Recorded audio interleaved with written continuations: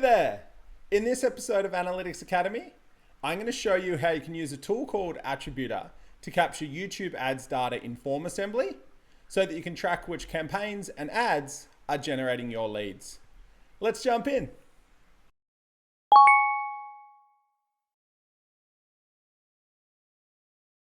Attributor is a small bit of code you add to your website.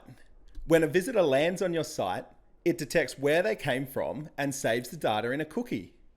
Then when they complete a form on your website, it writes the data into hidden fields in the form, and the data is captured by your form tool and can be sent to your CRM and other tools.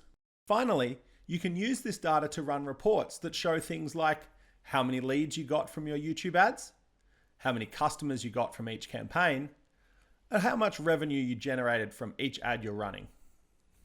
Now that you understand how it works, let's see how easy it is to set up.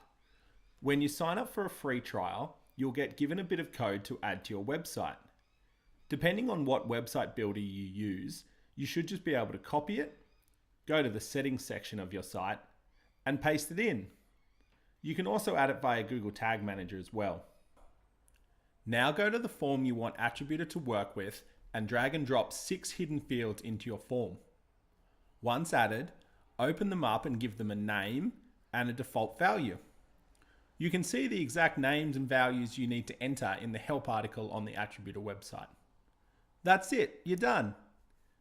Now when someone completes a form on your website, Attributor will write information on where they came from into these hidden fields, and it will be captured by FormAssembly.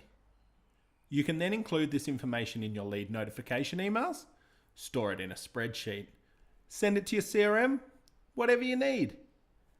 To learn more and start a free trial, visit attributor.io today.